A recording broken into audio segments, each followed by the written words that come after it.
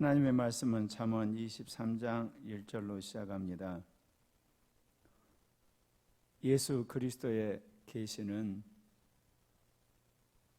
무엇보다도 그리스도가 이 땅에 인간으로 오셔서 우리 위해 십자가에 죽고 부활하신 역사적 계시로 시작이 되는 거죠. 이걸 예수 그리스도의 구속의 계시라고 그럽니다. 그런데 이 예수 그리스도의 이 구속의 계시는 말씀으로 전파가 되어야 됩니다. 그랬을 때 예수 그리스도에 대한 말씀의 계시는 성경이 유일하고 독보적이고 그리고 또한 온전합니다.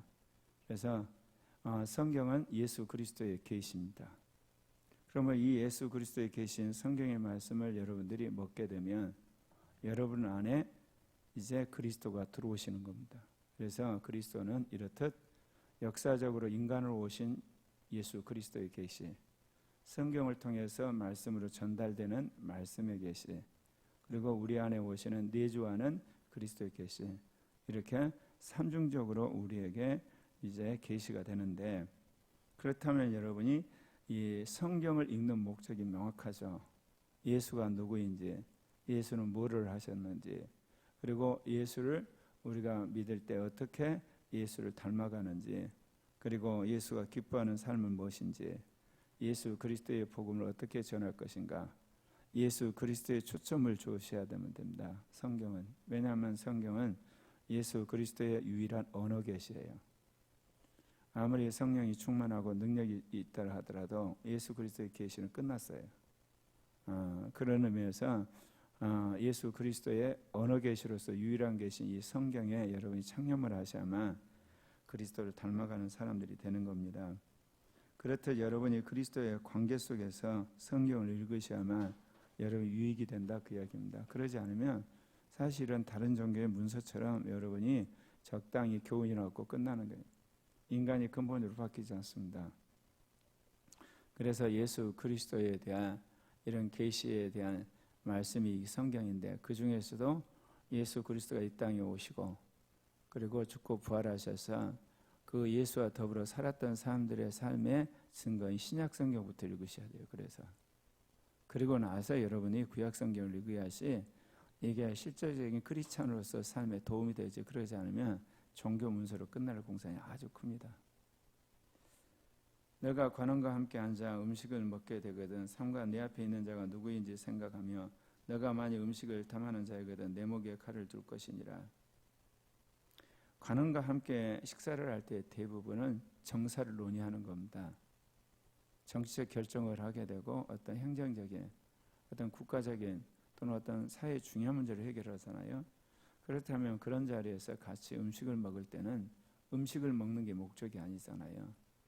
그런 정책을 결정하고 중요한 걸 결정하는 거기 때문에 사실 음식 먹는 것은 일종의 사람들의 어떤 정책을 결정하는 데 있어서 일종의 하나의 분위기를 돋구는 건데, 근데 멋모르고 가지고 음식이나 탐하고 있는 사람 참 불쌍하다는 거죠. 내 목에 칼을 둘 것이니라. 뭐겠습니까? 그러다 거기서 미움이라 사게 되면 단칸에 잘리는 일이 벌어지는 거 아니겠습니까? 그러면서 그의 맛있는 음식을 탐하지 말라. 그것은 속이는 음식이니라. 특별히 이제 이런 자리 중에 음흉한 어떤 계기를 가지고 이런 식사를 대접하면서 이런 권력자들과 더불어 자리를 만들 때는 더더욱 주의를 해야 됩니다.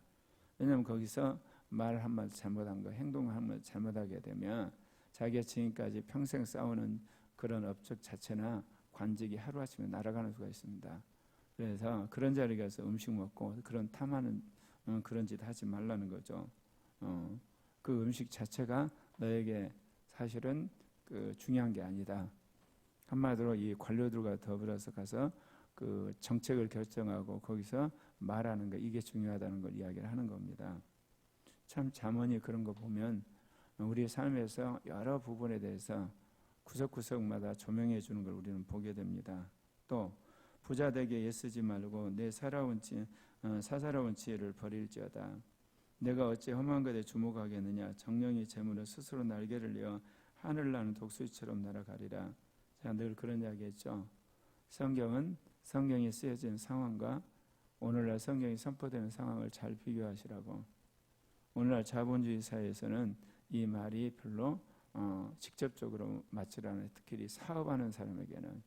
그러지 않는 우리 이제 평범한 사람에게 이 말씀이 적용이 되지만, 사업하는 사람에게 부자 되지 말라 그러면 하루아침에 앉아서 사업이 망하는 겁니다. 자본주의 사회의 특징이 뭐예요? 끊임없이 자본을 확정하고 경쟁사회와 더불어서 이 자본의 주도권을 쥐지 않으면 그냥 고사돼 없어버립니다. 여러분, 한국에서 쿠팡이라는 회사 알죠? 이 회사는 선정이가 돈을 댄 건데 지금까지 계속 적자입니다. 1년에 적자가 몇천억씩이에요. 근데도 불구하고 왜 그게 한 줄 아십니까? 돈을 계속 때려붓다 보면 경쟁사들이 다 나가 떨어집니다. 다 없어져 버려요. 그러게 되면 자기가 독점적인 재벌이 되게 되면 이제 유통업에서는 쿠팡이 다 장악하게 됩니다. 그게 미국의 아마존이 그렇게 해가지고 다 싹쓸이 온 겁니다. 이게 자본주의 논리거든요. 그러니까 이 말은 한마디로 평범한 크리스찬이 살아가는 데 중요한 교훈이지 사업가에게는 이 말이 안 맞다 그 이야기입니다. 부자 되게 애쓰지 말고 사사로운 지혜를 버릴지다. 험한 것에 주목하며 정량이 재물을 스스로 날개내 하늘 난 독수리 날아가리라. 자, 이 이야기는 그러면 우리에게 뭐를 이야기할까요? 성경의 말씀은 사실은요, 만일에게 항상 적용되는 말씀이 있는가 하면 어떤 사람에게 적용된 말씀이 있어요.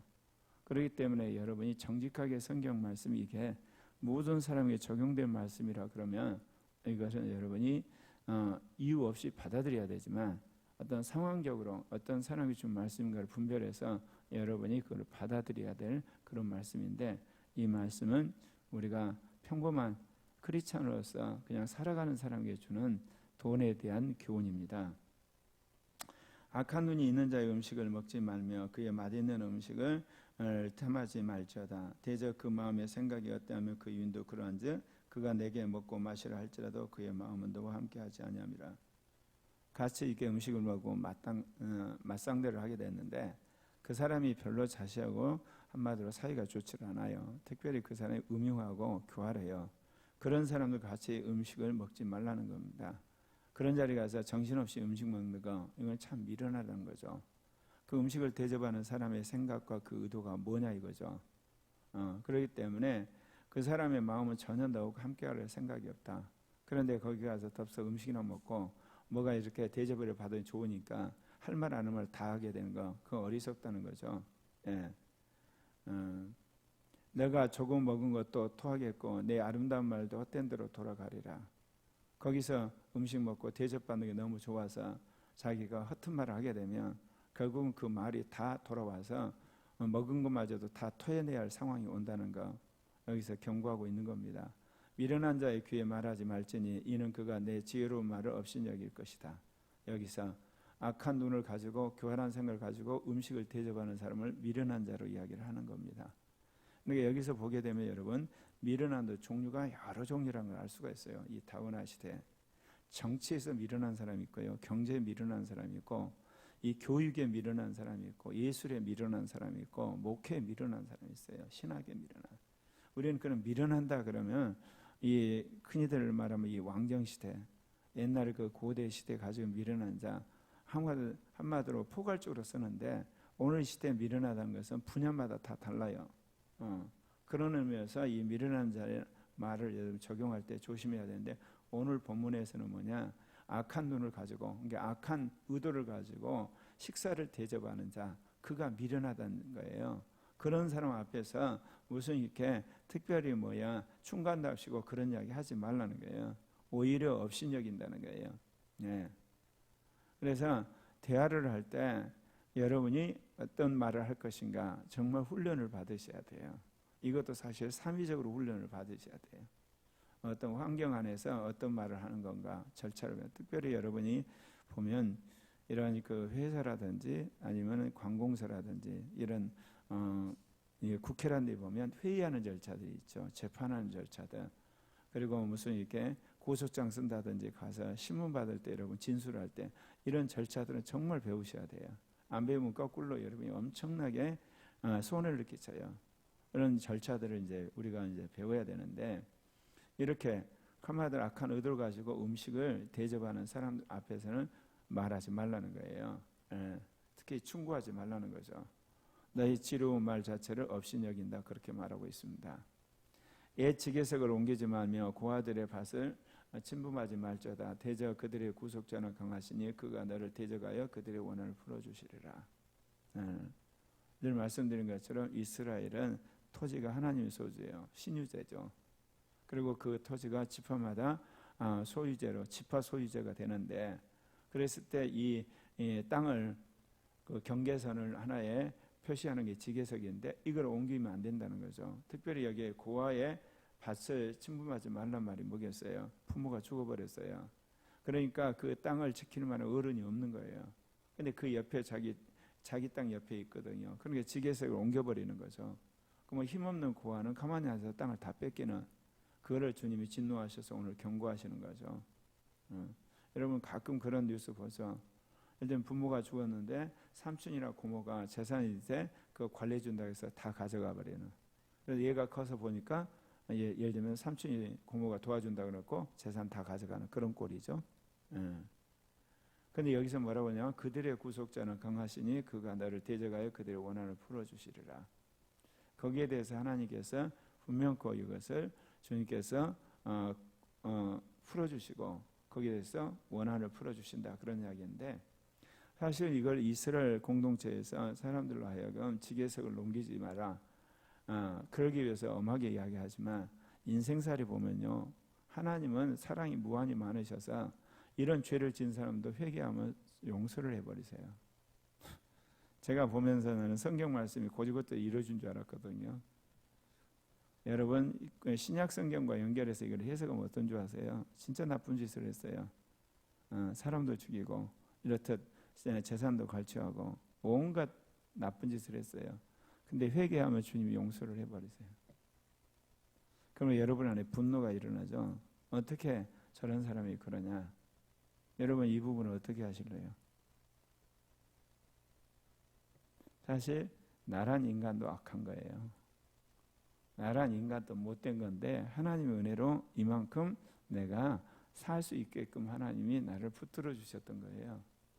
이게 나는 먼저 은혜를 받아서 그런 악한 짓에 어떻게 보면 상대적으로 내가 깊이 개입이 안 된 거고, 그 사람은 하나님 은혜를 거부함으로 그런 짓을 하다가 돌아온 거거든요. 일전에 뉴스가 나왔어요. 전두환이 아들이 목회자가 됐다고. 그러니까 전두환이가 목회자 된 것에 대해서 한마디로 반대한 게 허락했다는 이야기가 나오거든요. 아마 한국 역사에서 가장 악랄한 사람 김일성이 다음에 전두환인데, 그런 사람도 이제 아들이 목회자가 된다고. 그 아들이 저번 5.18 때인가 강주에 갔던 것 같아요. 가서 이제 사죄하고, 비록 아버지가 그런 거지만 한국의 문화가 연좌제가 있잖아요. 아버지 잘못에 사죄하는 거. 그리고 그 노태우 아들도 그랬어요. 사죄하고. 그런데 주님은 용서하세요. 그러니까 우리가 어떻게 살아가는 데 있어서 이 땅에서 어떤 죄짓고 징벌하는 거, 이것은 이 땅에서 한시적인 규범이에요. 주님이 용서하면 그 모든 걸 끝나는 거예요. 그렇기 때문에 자기 의가 있는 사람은 이거를 견디지를 못하죠. 왜냐하면 마땅히 그 사람은 저주를 받아야, 대가를 치러야 되고 고생을 해야 되는데 주님이 용서를 해버리거든요. 가끔 이런 사람들이 있어요. 오늘 반동성 운동하면서 내가 참 목회자나 이게 평신도들이 일하는 거 보면서 한마디로 좌파 또는 흔히들 말하는 친동성애자 또는 동성애 이데올로기자, 이들이 지옥 간다는 표현을 써요. 그러면 안 되는 거예요. 그러니까 이 시대에 이게 하나님의 뜻을 거스린 거지. 그들 가운데 회개하면 어떻게 될까요? 주님이 오케이 하시거든요. 자녀를 받아주시는 거예요. 우리가 흔히들 그런 생각을 하잖아요. 야, 정말 이제는 예수를 믿는 젊은이들이 복음화율이 7%다. 그래서 끝났다. 왜 끝나요? 하나님께서 세상으로 갔다. 그리고 세상 속에 있는 사람들 때가 되면 회개를 시켜서 다시 예수님 앞에 돌이키면 되는 거거든요. 이게 우리 사고가 굉장히 자기중심적인 게 많이 있어요. 예를 들면 주님 믿는 자의 자녀들이 서울대학에 많이 학교에 하나님께 영광이 되지 않습니까? 그럼 주님 뭐라고 하잖아요? 아니다, 안 믿는 사람이 서울대 와서 때가 돼서 내가 예수 믿게 할 거다. 뭐라고 대답하실래요? 그래서 우리 사고가 예수 믿는 사람 또는 자기 중심으로 모든 사고나 그런 어떤 생각을 하는 거, 사실 하나님은 어느 부분에 있어서 믿기 때문에 우리에게 일시적으로 편을 들어줄지 모르지만 보편적으로 편을 들어주지는 않아요. 오늘 이 말씀을 드리는 것은 우리가 이 땅에서 그런 악한 짓을 하고 그렇게 경제적 탐욕 때문에 약자를 하게 된 것, 그렇게 되면 하나님 그 보복하신다는 걸 통해서 하나님이 그분을 경고를 하시는 거예요. 그러나 분명한 것은 그렇게 죄를 짓는 자라도 회개하면 주님이 긍휼히 여기신다는 것. 그걸 핑계 삼아서 내가 죄를 지면 안 돼요. 왜냐하면 나는 주님한테 더블로 대가를 치러요. 그 모든 걸 알고도 지었기 때문에.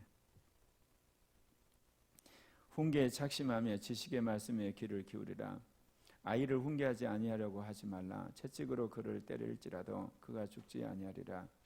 내가 그를 채찍으로 때리면 그의 영혼을 수월해서 구원하리라. 오늘날 인권이 강조된 시대에 이 구절처럼 안 맞는 구절이 없어요. 여러분 문자적으로 적용하면 아이를 뺏긴다니까요, 국가에. 실제로 지금 한국에서 그 일이 벌어지는 거예요. 때려서가 아니고 아이를 한마디로 관리를 제대로 안 해가지고 이웃 주민이 이제 신고해가지고. 저는 이것이 미국에서만 일어난 줄 알았어요. 제 동생이 미국에서 늦게까지인가 무슨 집회를 하고 나서 피곤해서 자고 있고, 그리고 이제 제수 씨는 쓰레기 버리려고 잠깐 쓰레기통을 비우러 갔어요. 그 사이에 아이가 일어났다가 엄마가 없는 거예요. 우은 거예요. 신고를 해버렸어요. 그래가지고 가서 곤욕을 치른 거예요. 아이 학대했다고.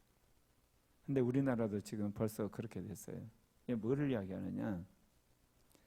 인권이라는 개념도 그래요, 여러분이. 인권 그러면 다운화 시대 인권, 정치적 인권인가, 경제적 인권인가, 교육적 인권인가, 종교적 인권인가, 사회적 인권인가, 심리적 인권인가, 가정적 인권인가, 단어를 여러분이 골라서 여러분이 추적을 해보면 그 말을 마음대로 써요. 사실 오늘날 인권 그러면 다 정치적, 법적인 인권으로 가는 거예요. 그러니까 무슨 일이 벌어지냐? 아까 그런 일이 벌어지는 거죠. 왜냐하면 그 상황과 여건을 바라보지 않고 얘가 우니까 신고하면 경찰은 오고 경찰은 무조건 와서 얘 데려가 버려요.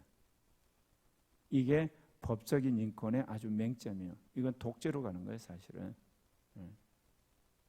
그래서 모든 일에 오늘날 국가가 개입하고 법이 개입하고, 한마디로 그것이 개입하는 거, 국가 노예로 가는 거예요, 여러분. 예전에는 왕의 노예였는데 지금은 법을 빙자한 국가 노예로 다 가고 있어요, 시스템이. 근데 이 거대한 흐름을 국민들이 모르고 있어요. 그걸 좋다고 생각하고 있어요. 전 지구상에 있는 80억이 국가의 노예가 된 시대가 7년 환란 시대예요. 그때가 되면 전 세계를 지배하는 적그리스도교회의 사람들이 다 노예가 되는 겁니다. 왜냐하면 사람들이 경제적으로 살기 좋으니까 다 도시로 몰려들어요. 그래서 세계 경제 수도가 그것을 모든 걸 컨트롤하고, 그리고 전 세계에 흩어져 있는 도시마다 사람들이 이제 살기 좋으니까 다 들어오니까 그걸 전부 다 억압으로 전부 노예가 되는 겁니다. 그래서 국가 노예가 점점 가고 있어요. 사람들은 복지라 그러고 의료라 그러고 방역이라 그러고 교육이라 그러고, 그 다음에 뭐 국가가 이게 세금 준다 그러는데 이게 전부 국가 노예로 만드는 거예요, 여러분. 그래서 그런데 이제 오늘 그러면 이 아이들에 대해서 주님이 이렇게까지 이야기한 이유는 뭐예요? 아이들의 죄에 대해서 절대 부모가 그대로 묵과하지 말라는 이야기를 하는 겁니다. 아이들의 잘못과 죄를 묵과하는 것은 아이들의 영혼을 죽이는 거라는 거예요. 그러니까 그 방법은 여러분 바꿔야 되지만 그거는 분명한 거예요. 근데 어렸을 때 엄마 아빠들이 바쁘다고, 또 엄마 아빠들이 자기 즐기기에 시간, 또는 엄마 아빠들이 여러 가지 일에 여력이 없어서 아이들의 잘못과 죄를 방치해놓고 나중에 여력이 생겨서 아이 교육에 신경 쓸 때 이미 아이는 자기 자식이 아니에요. 그래서 사실은 가장 돈 벌어야 될 때, 가장 바빠야 할 때 실은 자녀를 낳잖아요. 결국은 어떠냐? 결혼해서 자녀를 낳았을 때, 어렸을 때, 그리고 유치원 다닐 때, 초등학교 때 다른 무엇보다 자녀 교육에 힘써야 돼요. 그리고 나서 이제 청소년기에 엄마 아빠가 자기 일을 해도 늦지 않아요. 거꾸로 하시면 안 돼요. 그건 비극이에요. 남자식이에요. 내가 내 자식이라고 태어났는데 보니까 내 자식이 아니라 남자식이. 왜? 외부의 영향력에 의해서 가치관이 다 형성이 되는 거예요. 옛사람이. 그럼 이거 못 고쳐요 이제는. 왜? 고치려고 해도 지금은 옛날 같으면 그래도 체벌도 하고 부모가 벌도 주기도 하는데 지금은 뭐냐? 그러면 형사입건이 된다니까. 국가가 개입해버려요. 그런 시대가 돼버렸어요. 그렇기 때문에 태교하는 거 영아일 때, 어린이일 때, 초등학교일 때 교육이 무엇보다 중요한 시대가 되어버렸습니다.